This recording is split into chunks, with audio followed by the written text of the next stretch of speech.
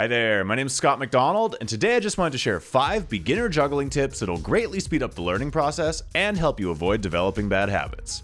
Tip number 1, what you juggle with makes a very big difference. A lot of people start juggling using tennis balls or something similar. The problem with that is these balls can bounce, so they wind up all over the place every time they collide or fall, and you spend as much time chasing after them as you do actually juggling. To avoid this problem, I recommend learning with beanbags or even rolled up socks. Whenever either of those drop, they stay put and you don't need to waste time chasing after them. With that in mind, tip number 2, it also matters where you train. Learning to juggle involves dropping the balls very frequently, which can be both tedious and painful for your lower back if you're constantly having to bend over and pick everything up off the floor. To save yourself from back pain and save time, try practicing above a shelf, desk, or couch. It'll greatly increase your productivity and keep your body healthy. Tip number 3. A lot of beginners are so focused on throwing the balls that ironically, they don't really think about where they're throwing them.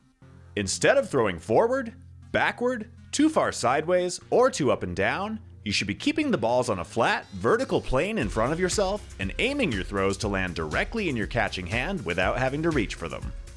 Throwing the balls anywhere except to your own hand will force you to waste time chasing after them, and this will make things exponentially more difficult as the patterns get more complicated and you start using more balls. If you're having trouble with your accuracy, a simple drill to fix it is to keep your elbows pinned to your sides and just throw one ball back and forth, not letting your arms or hands move to chase after it. I've even seen some particularly devoted jugglers take this one step further and literally tie their arms in place, but that's not strictly necessary. When this gets easy, you can increase the difficulty by throwing higher and eventually adding more balls. If you include this drill in your warm-up, I promise both your accuracy and consistency will improve dramatically. Tip number 4, don't panic. When most beginners juggle, they start lifting their hands and shoulders with each subsequent throw and paralyze themselves with both mental and physical tension.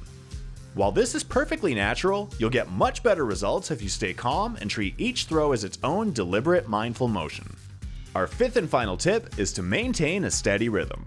A phenomenally talented juggler once told me that you can tell how good someone is at juggling without even watching them. All you need to do is listen.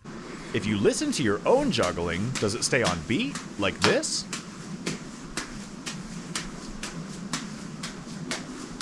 Or is it a little bit random and syncopated, like this? A great drill to train your sense of rhythm is to juggle along to either a metronome or music and experiment with different tempos as you get more comfortable. Anyway, I'm going to wrap things up now. This is by no means a comprehensive guide to juggling, but I hope these 5 tips make a big difference to your training. If you have any questions, just let me know in the comments below. As always, please like, share, and subscribe. And until next time, good luck. Happy training.